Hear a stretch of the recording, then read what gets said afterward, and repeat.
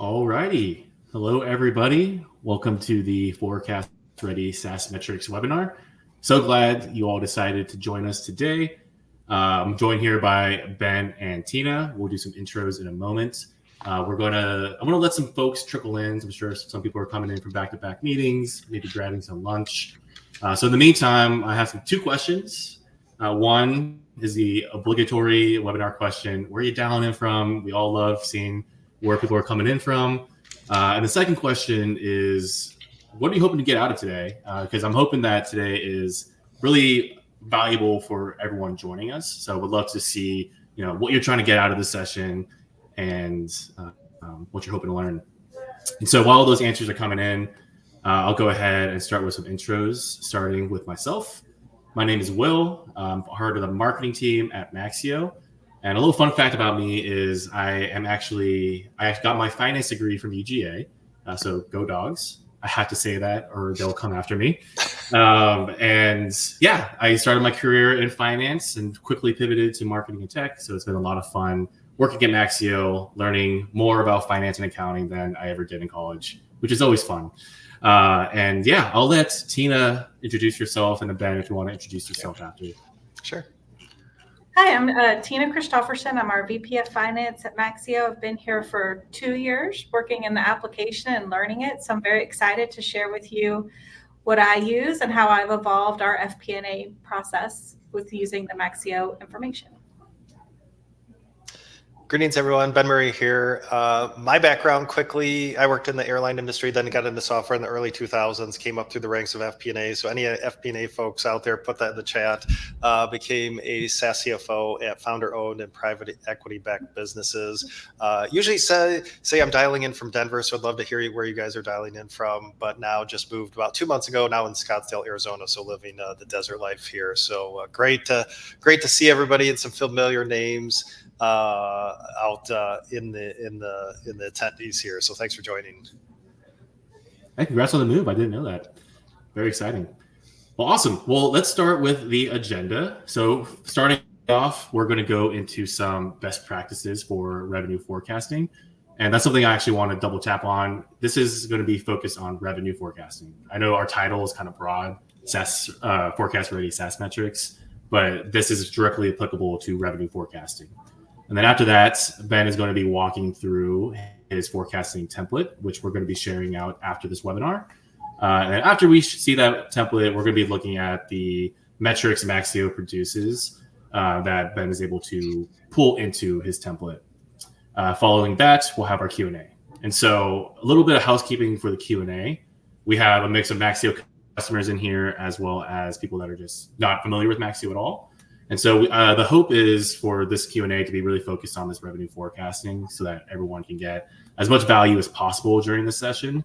So if you're a Maxio customer and you have a Maxio specific question, I would highly encourage you to open a ticket with our support team because that will be the most efficient way for you to get your answer, because our support team will be able to have the context you need. And of course, if you have a Maxio question in general, feel free to throw it in the Q&A. We will be able to follow up with you later. And I'll later also be sharing 2 ways you can learn more about Maxio in general. So that's our agenda here. I'm really excited to dive into it. So to kick us off, Ben, maybe you can tee us off here. Could you contextualize this webinar and kind of talk us through why this revenue forecast matters? Yeah, so revenue forecasting, well, forecasting in general just matters. I came up through the ranks of FP&A, so part of that process is forecasting. So important. We do the annual planning, then we forecast every month, or forecast as, if our data is changing fast, maybe we have to forecast more often. But of course, we have to know our cash runway, our cash flow. That's a big thing. I help a lot of SaaS companies. That's always a big deal, is where is our cash going? And then employee resource planning. We think about the investment in a SaaS company or recurring revenue business. It's mostly people and contractors. So we got to get the headcount forecasting correct in that model. That's a big driver of accuracy. And also you see the box here for funding, VCs, banks, right? Forecast. If you go through due diligence, they want to see your forecast. If you're levered and you're in the PE world and have a bunch of debt on the balance sheet, they always want to see that forecast, that budget, the budget. And then just operationally, supporting product investment, and really supporting capital investment in our business. Where should we invest? What's the ROI? So forecasting is just critical to the scaling of our recurring revenue business. Awesome. Tina, is there anything you want to add to that? No, I think Ben hit everything. Those are kind of the top 4 that I focus on, and why we do our forecasting. Those are our users, and they support the business. Awesome. Well, then next up, Ben, I know you talk about this a lot over social media and LinkedIn, this idea of where to pull your data from when you're performing a revenue forecast. Could you talk us through these 4 sources you have here? Yep. So I talk about the 4 key SaaS finance data sources, and I'd love to hear in the chat, anyone, if you've heard of me talk about this, because I talk about this in my academy, on my blog, in my newsletter, but the 4 key SaaS finance data sources. And with this, we can build out a great FP&A process, revenue forecasting process, build out our SaaS metrics. So the first is financial data. So of course, our accounting software, we need good financials. We need that chart of accounts that's clean, that's SaaSified. We need our revenue categories that are distinct. So a lot of good data comes from our financial data, but it has to be SaaSified, right? It can't just be out of the box chart of accounts that's coming out of QBO, Xero, Sage, NetSuite, whatever accounting software you're using. Next, bookings data. Bookings. So we need good, clean CRM data, because that's going to feed our forecast model. It's also going to feed our go-to-market efficiency metrics. So that's really important. I use my 5-pillar SaaS metrics framework, and pillar 1 is growth and bookings. Pillar 5 is go-to-market efficiency. So we need that, and we need it for our forecast. Now, if you're like, hey, Ben, I'm self-service SaaS, I don't have a CRM system, I don't talk bookings, we're still going to drive that from our MRR waterfall. And we'll talk about that when I show you my SaaS forecast model. You can download it later. So the concept still applies. Then HR. I often find FTE reports so overlooked in our process. Usually like day 3 of close, I'm logging into my HR system, pulling those wage reports, creating FTE reports, by department, by role, very important, because you also need that for the new versus existing allocation for CAC, which is a whole nother webinar topic here, Will. And then finally, customer/revenue data, the MRR waterfall, your MRR schedules, and that will really focus on that piece today. And that's so foundational to an accurate SaaS forecast. So guys, if you have these 4 key SaaS finance data sources, you're well on your way to building out a great FP&A process, a great revenue forecasting process, and also your SaaS metrics build. Lovely. I think this next slide kind of goes a little bit in depth on like the specific software. Is there anything you wanted to touch here? Again, it's just kind of where it's coming from. Of course, financials coming from your general ledger, whatever accounting software that is. Margaret just posted, would enjoy a webinar on CAC best practices in the future. So yeah, maybe we can do that. My latest newsletter today, guys, I talked my post CAC payback period with usage revenue. But anyway, so financials, GL, bookings data, CRM system, or if you're self-service SaaS or maybe PLG, that's coming from our MRR waterfall, which we'll talk about. HR, of course, your HR system, payroll software. And now customer/revenue data, this last box, that could come from a lot of places. It could come from, say, Maxio. It could come from, if you don't have subscription management, your invoice data, your payment data. Doesn't matter. We have to get to that raw data to create our MRR schedule and create our MRR waterfall. So again, these data sources coming from different sources. And Lisa, appreciate it. Lisa said seconded the CAC webinar. So maybe we may have to do a CAC webinar. Got to give the people what they want. Yeah. So a quick note before I go to the next slide. If you see your question disappear from the chat, we are not deleting it. We're moving it to the Q&A so that we can organize it and follow up after the webinar, just so for future reference. So I think next slide here, Tina, I'm going to tee you up here. So we talked about the data. Could you walk us through this slide? And this is kind of like how you're thinking about modeling a forecast, right? Like what goes into it. Could you talk us through this slide here? Yeah, as we were discussing and collaborating with Ben last week, we started talking through, as you start a business and are looking at your ARR and MRR waterfall, you might be on the very first top of this slide. That might be all you can look at and absorb, is trying to understand the ARR and MRR waterfall. But as you start to learn your business and learn your data and understand it, it might be good to split your data up into different segments or areas that you can focus on that, and I'll talk a little bit more on another slide, it might drive a different conclusion or model like numbers that you'll end up with. So a lot of times businesses will look at their sales-led engine or their product-led engine. So that go-to-market motion is important to understand.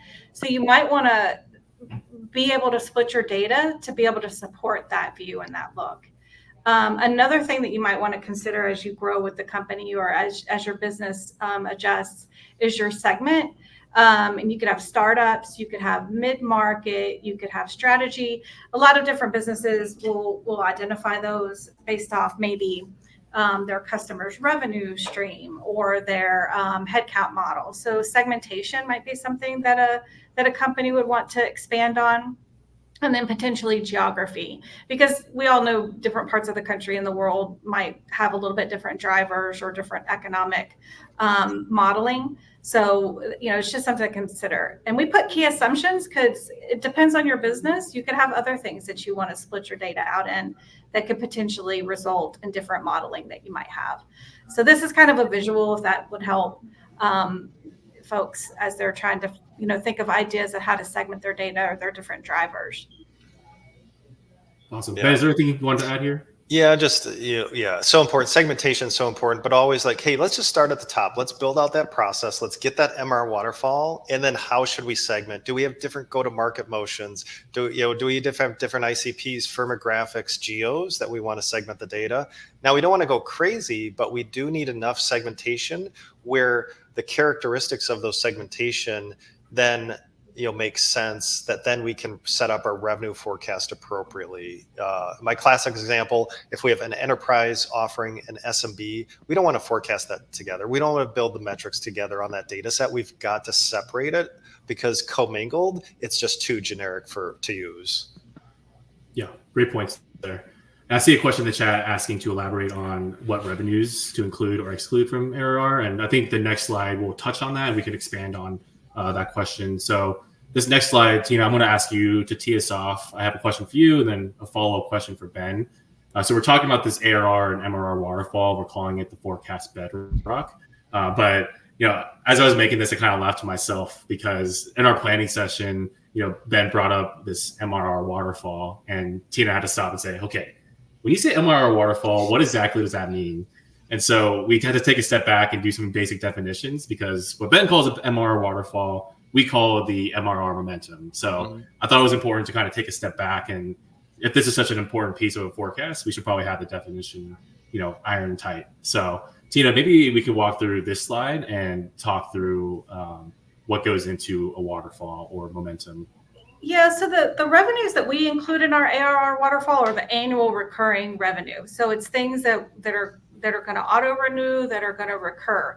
We don't necessarily include professional services if it's a one-time charge. So that's probably one of the best examples to not pull in. We include usage, because that's recurring and can be recurring. I'm showing two different views here because I've seen two different views in the market, and it's really more a matter of preference and what people want to see, whether it's to your board or an internal operating team. The right waterfall will actually show your ending ARR. It starts with that, and then it will layer on. You can have it layer on your new. If you have your expansion. As a company, we pull in lost and contraction together. So we call it GPR. Some people have lost separate from contraction. And then we also have a payments business. So, these are not our numbers, but this is just a diagram of an example of what you would see. So it actually shows the beginning and the ending, and it shows the walk. What's a good guy, what's a bad guy, and the levels. The other waterfall on the left, some people might like this because it shows your trends month over month or quarter over quarter. So you can kind of see, I guess I call it like the guts of your ARR, like what's happening in the middle. And it will show what's new and what's lost. And so you can kind of see your trends month over month and whether you've got expansion or contraction. So it's really just two different views. But I wanted to share that with folks in case they liked one or the other. Yeah, I think them are waterfall or something, momentum or snowball, we call it different things, but this is a true test. Can you produce, and I like the chart on the right here, and that's a great board slide, budget slide, just to show those movements in our ARR month over month, year over year. So great slide. So can you produce that? And I'd love to hear you guys in the chat, let us know, do you produce any slides like this for your board, for your executive team? Really important, because if you can do this, then typically you have a pretty good grasp on all those changes in your waterfall. And Masa posted here. So the right one is AR, the left one is MRR. And you can do it on either on an MRR or AR basis. The idea here is just capturing the changes, what I call the layers of MRR. Yeah, but Masad, yes, for pipeline, Gregory puts the chart out there. Liz, yep, we use that same template. I don't know, but I know. Yeah. Yep. Yeah. Appreciate it, guys. Awesome. And so Ben, you kind of touched on this, the importance, but in the context of this revenue forecast that we're talking about, could you kind of elaborate on the importance of this MRR waterfall for a revenue forecast? Yeah, so we'll see. Like when we get to, I'm gonna share my forecast model and how I build out SaaS revenue forecast. But this is the foundational data that we need. Now, I'm not using charts, but we're using the core raw data here to get our MRR waterfall in those layers. So beginning, balance, new, expansion, contraction, reactivation, churn, and that's what we need. And of course, we talk segmentation. We also have to segment that data to have an accurate forecast. So this is foundational. Scott posted, I'm more interested in understanding why the buckets end up the same way. If we can speak to that, how do we unpack expansion, contraction changes? So great question. Like one is bucketing, but then second thing is like when I show this to SaaS teams, it's like, well, okay, who's in that bucket? Now we need to know like, oh my gosh, the contraction was larger than we thought this month. Then double clicking into that data to understand what customers, what product lines drove that contraction. So that's that next step. So great question, Dennis, or I'm sorry, Scott, in understanding like, all right, here are the numbers, but then who did it and why? Great. And kind of a similar question too. Blake L asked, at what scale do you typically see companies start to break out their waterfalls and forecasts into these different buckets? Tina, I don't know your thoughts there, but my thoughts, helping a lot of SaaS company, I'd say once generally above 3 million ARR, and if you have one major product line, we should be able to produce this waterfall. We should be able to, it's a must-have really. We should have an MRR schedule and then the MRR waterfall, which feeds our forecast. So for me, it starts pretty early. This is not a big company thing. Yeah, I would add to that, and maybe even as you're in your second year or third year of I know if you're a startup, that first year might not be as important, but in your second year, what's expanding, what's contracting. So. Yeah, and we've got a lot of good discussion here in the chat. But looking at this, where is the question? I think it's Dennis. Easy to get new and churn, but getting expansion contraction each period can be challenging. What tools, processes can you use to track expansion contraction? Well, that's definitely on the right webinar because we'll show you some of this data, and I think maybe we'll show you some things. But again, this gets back to without a system, our raw payment invoice data, which you can then manipulate into an MRR schedule, so revenue by customer by month. And I've got a retention template at my blog. If you're doing this manually, the formulas do all the work, and it'll track then expansion and contraction buckets. But we can talk about that for a while. But yeah, there are a lot of ways to do it. Awesome. I have a question here that's for clarity. Let me try to find it. I think I lost it. So I think this is for you, Tina. So Matt asks, just to check, is this contracted ARR or ARR per the P&L movements? Are we looking at booked or per the P&L? Contracted and transactional. So what you're actually billing to your customers. Great. Which is separate from revenue. So your billings are definitely separate from your revenue recognition. So, we could have a $100,000 transaction that will add to expansion, but it's not necessarily you're going to get $100,000 of revenue in that month. Awesome. So I'm just reviewing some of these questions coming in. Some of these we'll save for the end. let's see here. Okay, I think I want to save some of these questions for the end of the webinar. So we're going to move on here. So we talked about the importance of the ARR and MRR waterfall. Tina and Ben both kind of touched on the importance of segmenting. But I know, Tina, you made this example when we were creating our planning sessions. And we'd love to just kind of dive into this slide and this idea of understanding core business drivers and the impact it can have. So Tina, I'll let you take it from here. Yeah, and this is really just a simple model to show people that as you evolve, your business is going to need you to get more granular in the FP&A process, because you're going to get a different result or conclusion, so that you can, impact all the things that we talked about, your employee planning. But the left side shows just a very simple unsegmented model. So it shows that we start out with $1 million of beginning ARR and had 15% new growth, 10% churn, and then 8% net expansion. And when I say net expansion, that includes both expansion and contraction for this particular model that we're talking about to make it easier.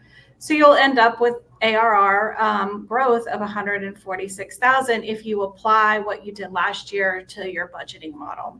And so that's just, and then you've got like 13% growth. If you had a segmented model, and this is just some easy numbers so that you can kind of see that we're starting off still with $1 million. But your startups, I modeled in maybe startups churn a little bit more, have a little bit higher churn rate at 19%.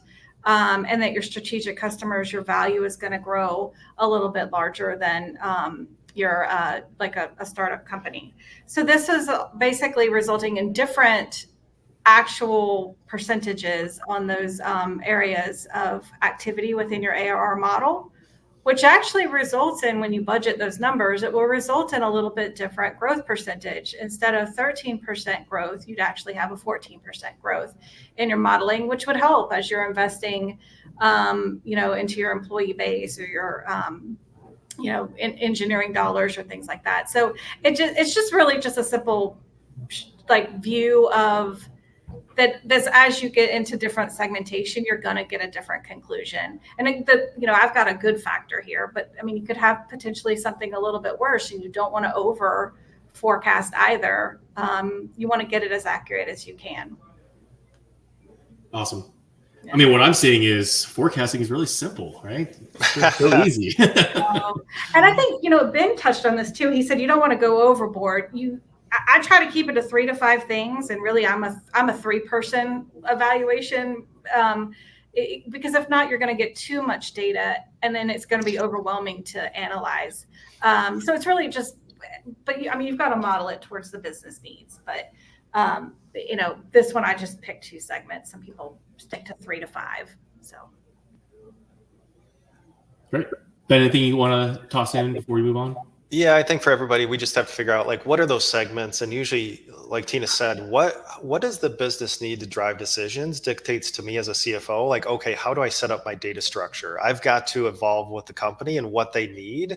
So those segments, very important. We can't mix this together. Different growth rates, different retention rates, super important, just in our reporting in general, but also to make our revenue forecast accurate. Great. And so we did have one additional slide, but for the sake of time, I think I'm going to go ahead and skip this so we can just go into your template, Ben. Yeah, sounds good. All right, big test here. I'm going to share my screen, guys. And I don't think, I can see any of the chat questions, so I'll kind of pause throughout and just throw some questions at me as they come in. But guys, let me know if you have any questions. So Let me share. Let me find it here.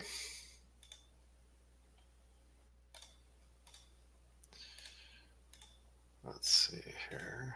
All right. Do you see my Excel forecast template up? Yep, I see it right now. Okay, perfect. Okay, so the big thing. So this is my forecast template, and you can. I'm going to hide this down here. And you can see, and we talked about segmentation. So you can see this is my SaaS forecast model, and we'll give this away for free. And you can see I've got different inputs. So I've got a revenue tab, another revenue tab, another, and then variable. If we have usage revenue, processing, consumption, services. So I've got a couple here for services, usage, and then for subscription revenue. And And then the foundation to this, so we talked about the MRR waterfall, momentum reports, so when I've used Maxio data, or I've had clients on the fractional side using Maxio, what I do is I go to the MRR waterfall, which is the advanced subscription momentum report. And I take this and I paste it into this tab. So I have actual revenue history here. So at the top here, you can see we've got actuals, and then we've got the momentum, and these are dollars, so this is your currency. So this is your revenue. And you can see when I talk layers of MRR, we've got our opening balance, and I'll make this a little bigger if that helps. Well, I don't know if I should make it bigger. Yeah, I think that does help. Okay, let me go a little bit bigger.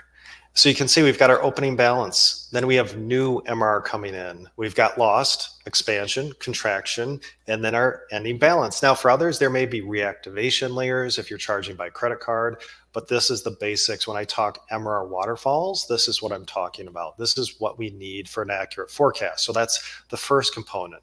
Then customer counts, same thing here. What was our opening customer balance? How many new came into our revenue stream? How many did we lose? How many expanded in contraction? Now we know for customer count waterfalls, it's really opening, new, and lost. Expansion, contraction don't factor in, but I like these stats as well because then I can see on average, like on an ARPA basis, how much ARPA are we adding from an expansion? How much are we adding from a contraction? And you'll see some trends that will help you make that forecast more accurate for those two layers. So this report coming from Maxio, pasted in here, I call this the MRR waterfall report. In there, it's the advanced subscription momentum report. And that's the foundation then for our revenue forecast. So I'll pause there for a sec, and then I'll transition over to this next tab.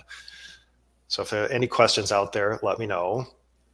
And now, Sharon actually asked real quick, for the formula, so Sharon said there is no formula with those data, hard-coded or no? Yes. So this is hard-coded. Yeah. So this, now it should tie out if you put some formulas down here at the ending balance. But yeah, this is coming from your reporting system, Maxio, whatever is producing your MRR waterfall. So these you can see are hard-coded historical values. Yep. Yep. So this is seeding the forecast process, and these are hard coded. Now I have a retention template.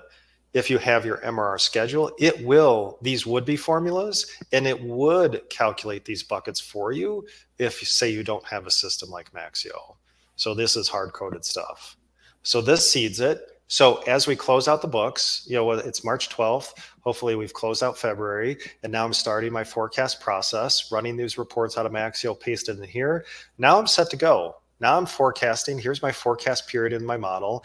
And guys, a lot going on here, but I've counted up, I've done over my career over 1,000 forecasts at this point, and have done a lot of SaaS forecasts. So with this, when I talk about assumptions by layer, this is the MRR waterfall. So you can see my model is set up to bring in that historical data, which is so important, because then we're beginning our forecast with the correct beginning balance. Like if we start our forecast with the wrong MRR balance, everything will be off, right? And that will be a huge, huge mistake.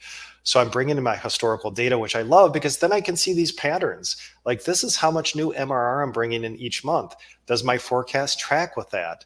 Do I have a big disconnect as I move from actuals into that forecast period? And that's something that I'm always checking. I was actually tweaking this before our call, and I actually adjusted this because you can see based on the historicals coming in, I can tell you exactly the MRR ARPA that's coming from new customers. I can see my renewal numbers. I can see how much we're expanding. And then I can just tweak the forecast. It almost does it for yourself, because if I use this, like our last June of what we brought in for MRR ARPA new, and we go down here, it's like, boy, we're running around average of 158 a month. Now it jumped to 244. Is that reasonable? Is our forecast climbing? Or is there something wrong with my assumptions here? So I go into each layer, and then I can adjust. Maybe it's like, well, I want to take the average of my MRR new from those last customer wins, and that drops it down to 3883. And then you can see this seems more realistic as far as a forecast. So with this historical data, I can see what's the ARPA coming in from new customers.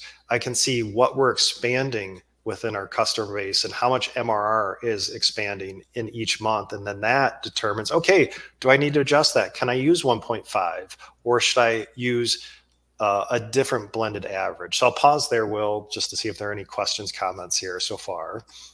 Yeah, we have a couple of questions.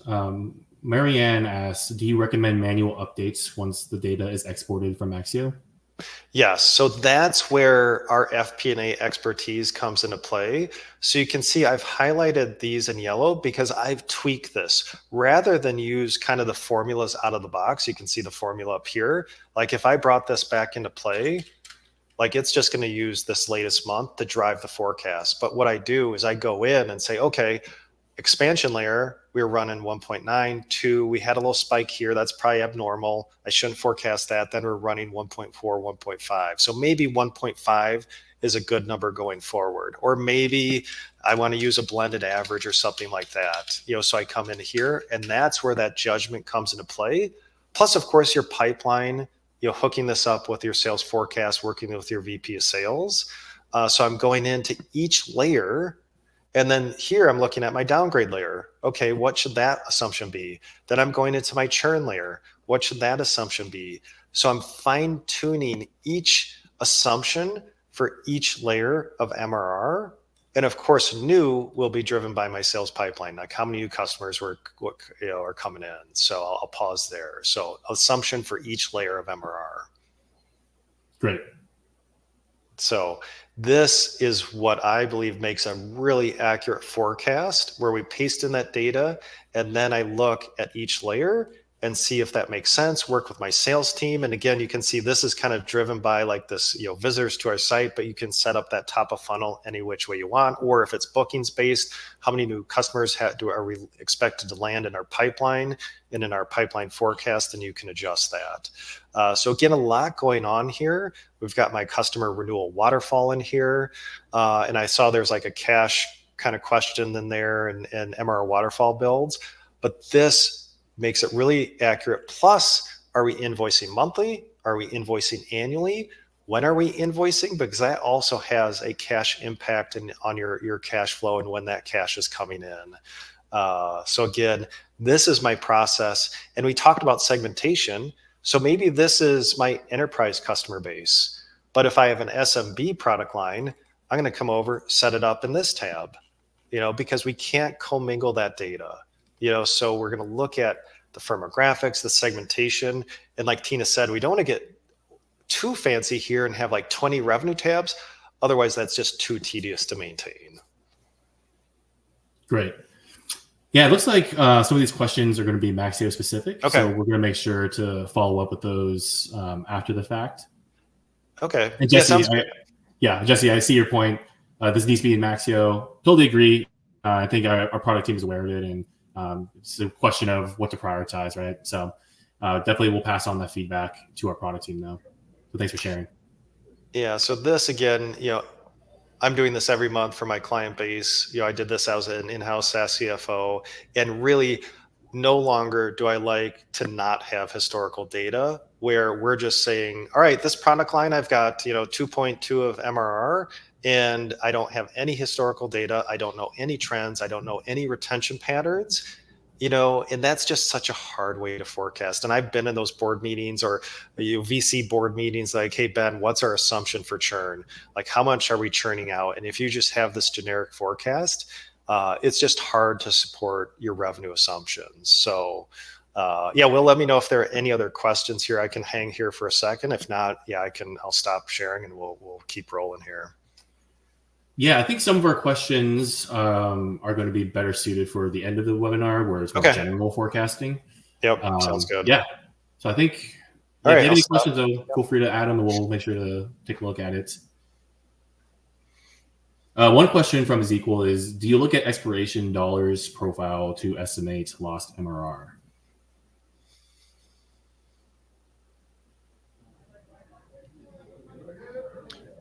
Yeah, Tina, do you want to look at your Yes, I think when he's saying expiration dollars, I'm assuming he's meaning churn or lost. So yes, maybe I'm not understanding. Do you look at Yeah.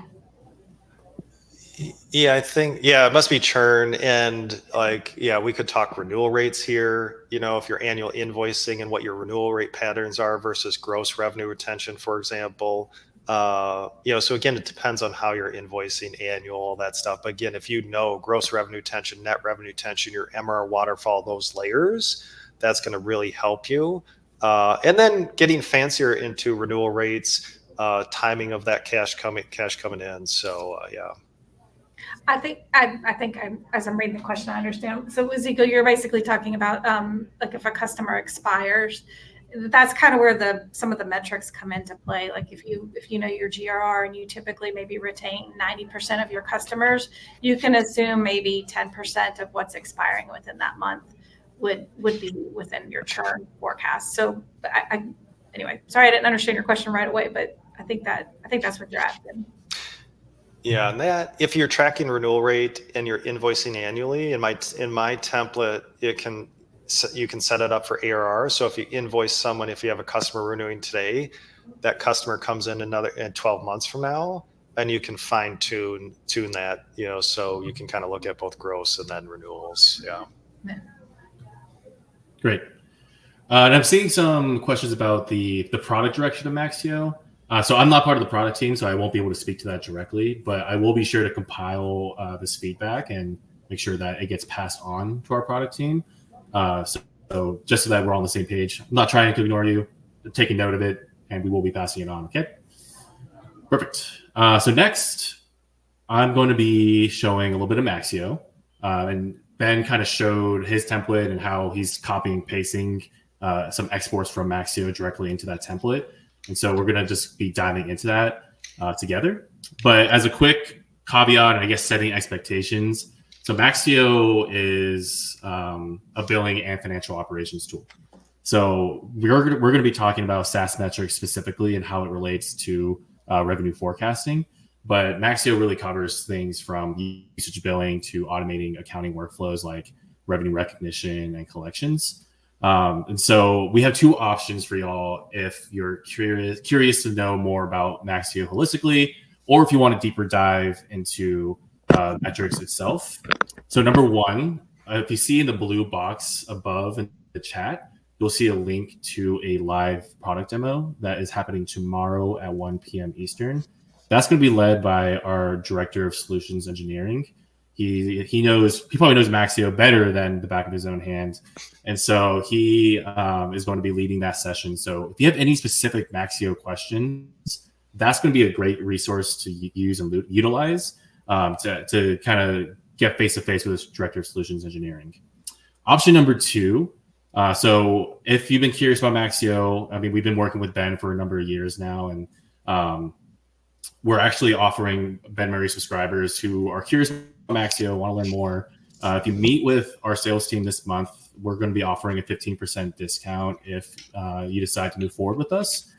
And so, again, so if you're curious about Maxio, you want a tailored demo, see how it applies to your direct use case, I would highly recommend doing that. I mean, we love working with Ben, and we want to make sure, that his subscribers are able to see the magic of Maxio. So with that said, I'm going to go ahead and kind of contextualize Maxio a little bit further. So Maxio, like I said, is a billing and financial operations tool. So what that means is we're really sitting in the middle of your financial tech stack. So we're connected through bidirectional CRM integrations with Salesforce and HubSpot. We're connected to your general ledger, integrate with payment processors. And we ourselves, we are a billing software as well, but we also integrate with Stripe as well. And so when you think about the four sources of data that Ben kind of referenced, Maxio is in the mix for 3 out of 4 of those. In fact, we are one of those itself, right? And so that's kind of what sets Maxio apart in a sense, is because Maxio is really, if you could think about Maxio, you could kind of think of us kind of like a sub-ledger for GAAP revenue. And then when you think about that GAAP revenue in the context of SaaS metrics, it's the SaaS metrics being layered on top of that GAAP revenue. And that's kind of what sets it apart from a disparate analytics software. So with that said, I'm going to go ahead and share my screen So we can go into Maxio and do some high-level metrics. And again, if you have Maxio-specific questions, you can throw it into the Q&A, and we'll follow up with you afterwards, because after this, we're going to go into a separate Q&A, and we're going to really focus on revenue forecasting questions specifically. So I'm going to go ahead and share my screen here. Alrighty. Can I get a thumbs up, Ben? Am I good? Ben and Tina? Yep. I see the waterfall. Perfect. And Tina, Ben, I know you guys are using Maxio yourselves. So throughout this demo, if you want to pause me and say, give your 2 cents about how you're using this as well, feel free to stop. Okay. Before I dive in, I'm actually going to take a sip of water. All right. So what we're looking at right now is the subscription momentum report in Maxio. This is probably our most popular report in Maxio. Extremely powerful, extremely flexible. It can do a lot. It can produce 16 tables. There's over 80 calculations. So for the context of this webinar, though, we're not going to go into all that because, frankly, that'd be a lot and kind of overwhelming for this webinar. So I'm focusing in on the different metrics that Ben and Tina kind of referenced earlier in this webinar to understand how we can take this data and put it into a model to have great historical inputs that we can trust and feel good about, right? And Will, Diane asked if you could just make the screen a little bit bigger or zoom in. Yeah. How's that? Yeah, Diane, let us know if that helps. Perfect. Yes, let me know. So I'm going to go ahead and start with the second table, customer count. So we saw this on Ben's template. So we're seeing within a specific period, the amount of customers from that period. So we have the opening balance, we have what happened at the end of the period, and then we have everything that happened in between. So we have net new customers, customers that churned, expanded customers, and the customers that contracted. So at a glance, this is all great to see because one, we can just see it at a glance and see, what happened in a specific month. But one of the things that makes Maxio special is the ability to drill down into these specific fields. So for example, if I want to look at the month of June of 2024, because we're looking backwards for our historicals, I want to see who expanded. I can actually load some rows, and I'm able to see which specific customers expanded in this month. And so here you can see that this is linked, so I can actually click into the specific customer and see all of the data that I need to see, whether that's renewal date, the revenue schedules, things of that nature. And this can apply also to our MRR momentum table here. So same idea, we see the opening balance for MRR as well as our ending balance within that period, and then everything in between again. But this time, and this kind of goes into towards what Ben and Tina were talking about in terms of segmentation. And if you're a Maxio customer, you might not know this, and so maybe this could be a good time to perk up and lean in a little bit. If you are using our bidirectional CRM integration, or if you're a customer of Clearbit, what we're able to do is we're able to pull in some fields from your CRM or from Clearbit, and we're actually able to create segments within this data itself. And so, just as an example here, so let's still keep looking in June, and we're going to look at the expansion here. I'm going to go ahead and open this up. So right now what we're looking at is I have it segmented by customer classification and then product family. And so within this, I'm able to see what exactly is driving my numbers and by what segment. And so here we see 3 different enterprises, 2 SMBs, because those are coincide with these product families. And so what we can do here is with this customer firmographic data, we're able to, once we identify those core drivers that Tina referenced earlier, whether it's 3 or 4, we're able to kind of take this waterfall from Maxio, and we're able to put it into that model and do it very efficiently.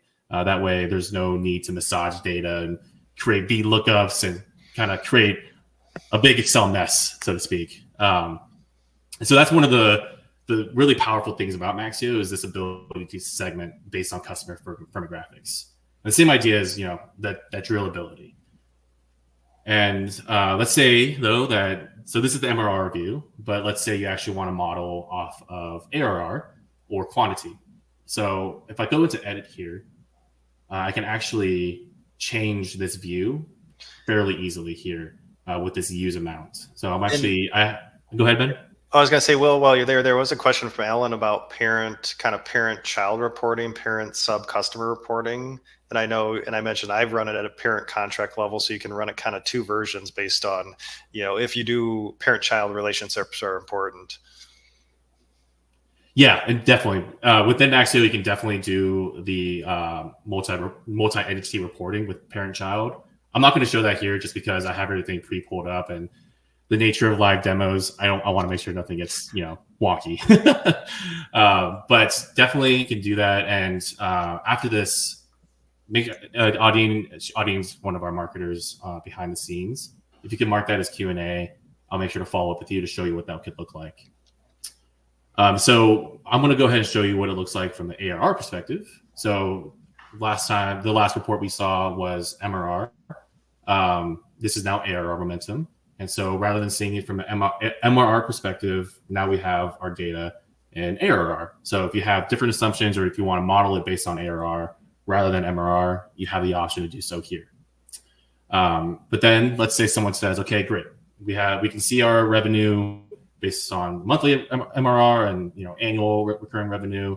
But what if I want to see it from like the actual amount of widgets sold? We can then go into this quantity momentum, that same field I showed you earlier, but instead of MRR is now quantity. We can see the actual amount of widgets sold. So here we're seeing the quantity momentum.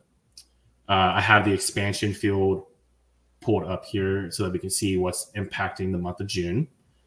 And so we can see the specific amount of widgets that are being sold by subscriptions, or even, let's say this usage is like API calls. You could see the amount of API calls happening within this month.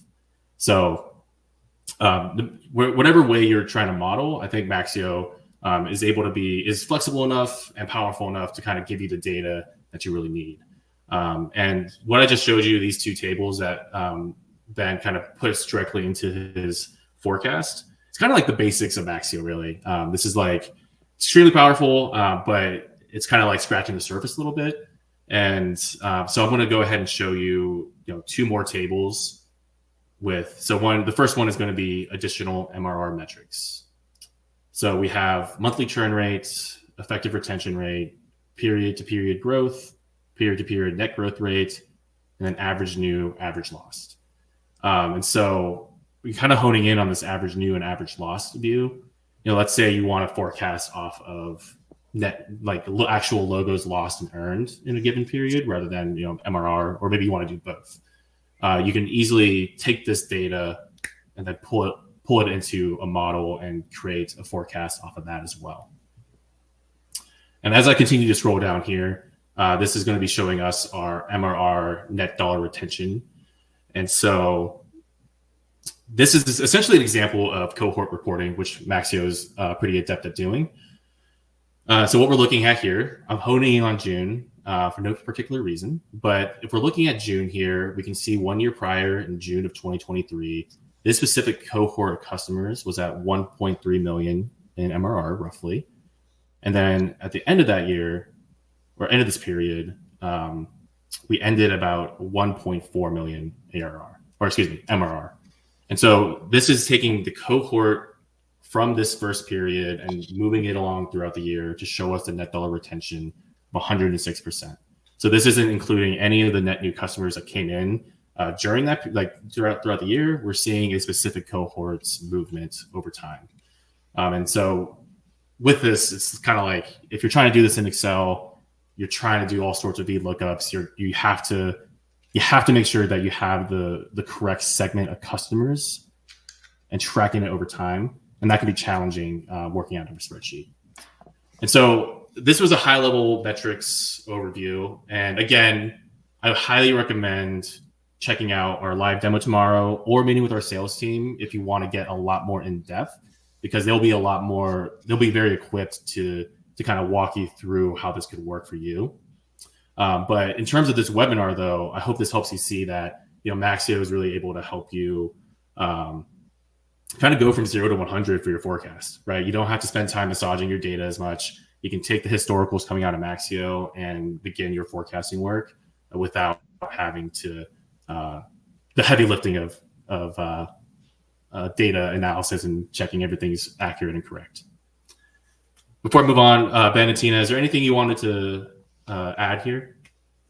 Yeah, I think, this is foundational. I think, Will, there are a lot of questions about kind of how to take this farther and how to segment this, maybe by product lines, et cetera, which is important as well, because that gets the firmographics, putting that into our forecast model. But again, this is the foundational data. This is my preferred way to forecast. I don't like now not having any historical data. And I think this is the standard now when we're building out our SaaS revenue forecast, that it's based on this historical data that we're seeing here. Yeah. And you have to have your actuals right before you can forecast. So, you've got to have a good system, whether you use Maxio or another system. This also helps me show like our seasonality in our businesses. So that's also important in the forecasting world. Lovely. Yeah. And, I'm talking to people in finance and accounting, and I think it's really clear that the expectations for finance and accounting is growing more and more every year, but the resources allocated to accounting and finance isn't necessarily growing with that expectation. And so I think that, to your point, like, this is becoming the new norm. So being able to run quickly is going to be, kind of a theme, I think, as technology continues to progress. I also want to add, we were saying finance and accounting are the users. This is operational data also. So our customer success teams and our support teams have to be set up to support these business levels that we're generating. So anyway, it's just as important as a finance number as it is operational. Yeah, great point. Yeah, and I think one thing, guys, it's like, this is a journey. I've helped tons of SaaS companies, and this doesn't happen overnight. And I hate to say, I wish we could just wave a wand, but there are a lot of great questions in the chat, how-to questions. But again, this is, we're feeding, we're invoicing, but if you're feeding invoicing data, or where's our invoicing coming from, or that data structure, I often see big mistakes just in the invoicing process, contracting process that may feed these calculations. So getting to that source data, that data structure is set up, because everything is flowing downhill ultimately into the FP&A process and our metrics build. And it takes time. Getting those 4 key SaaS finance data sources correct data structure, repeatable, is a big help to this process. So just getting up on my soapbox, but I've helped tons of SaaS companies with this, and it does take time in following that process. So back to you, Will. I think, we've got tons of questions here too. Yeah, tons of questions. So actually, real quickly, I see the questions about, like, how do I actually do that segmenting? I'm going to real quick show what that looks like. So if you go into the Submo report and you go into the settings of it, if you scroll down here to report details, you can see that we have all of these options for the detail columns. So I looked up customer classification and product family, and then I clicked this arrow to move it into the detail row column. That way you can see, we can do that segmentation that I just showed you. Hope that helps. All right, so I know we have a ton of questions regarding the revenue forecast itself. I love all these questions about Maxio too. And so again, cannot recommend the live demo enough tomorrow, but I'll be sure to get our team to answer the questions in the Q&A as well that we can't get to, because I do want to focus on the reporting specific or forecasting specific questions. So Margaret asked, when building a revenue/headcount forecast, do you find it best to build bottom up from a headcount forecast and quotas, or top down, starting at total revenue and looking at ARR per head to determine headcount needed? Tina, you want to start first? You have to do both, and I think you have to do both. It's an exercise in futility at the end of as you're doing your budget planning. But you've got to have that sales view and that market view. But then you've also got that tactical bottoms up view from your data. And then you've got to be able to, bridge the gap if there's a gap that you settle on. Yeah, I totally agree. I think it's both. And in forecasting 80/20 rule, we don't want to make the model so tedious where we've got all the pipeline conversion stuff. Then we need all that historical data. Really, for me, I'm relying on my VP of sales CRO. It's like, what does the pipeline look like? And then I'm going to put the required inputs into my model versus like, oh, here are the quotas, here's their attainment. So there's a bit of a balance. And I think it depends on your company and go-to-market models, all that stuff. But I think you have to do a bit of both. Great. And then Fariba asked, should Stripe payments count as revenue if they are passed through to customer as an expense? And then in parentheses, any guidance on how to account for Stripe charges? I might tell you to contact me separately because I think I have a ton of questions that I would want to ask before I ask that question, because you have to ask about risk for your fees and things like that. So I'd want to understand your business model before I answer that on a webinar. That's totally fair. So Tina, I'll make sure to pass that question and email on to you. Yeah. So a question from Matt, and we're approaching 4 minutes left in this webinar. So this might be the last one, depending on how we go about it. So question from Matt, when forecasting ARR, do you go as granular as forecasting leads through to demos, SAT, through close win rates, AD deal size, new ARR, or do you prefer to just look at historic close won ARR and base the forecast on that? And I'm happy to repeat the question if needed. Great question. Yeah.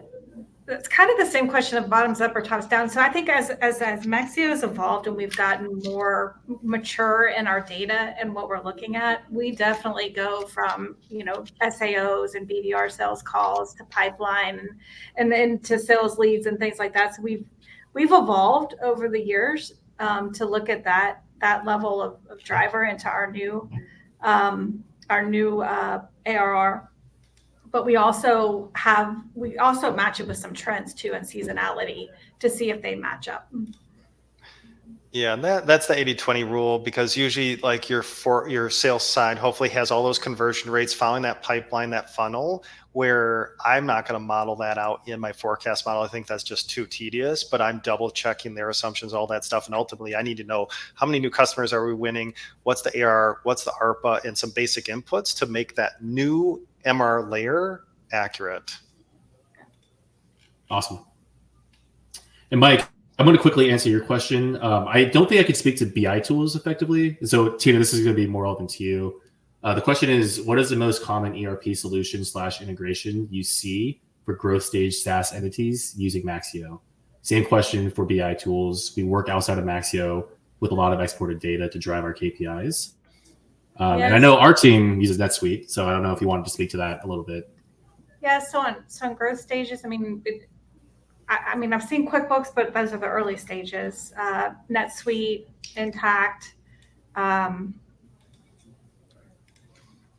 Those are the ones that we see mostly out in the market. I think NetSuite's, probably the one from a growth stage perspective or strategic. Gotcha. Do you want to speak to how we internally have integrated with NetSuite? Yeah, so we went from QuickBooks to NetSuite, and that's a whole nother webinar. But we did it in 6 to 8 weeks. Literally, we converted our Maxio data within 4 weeks.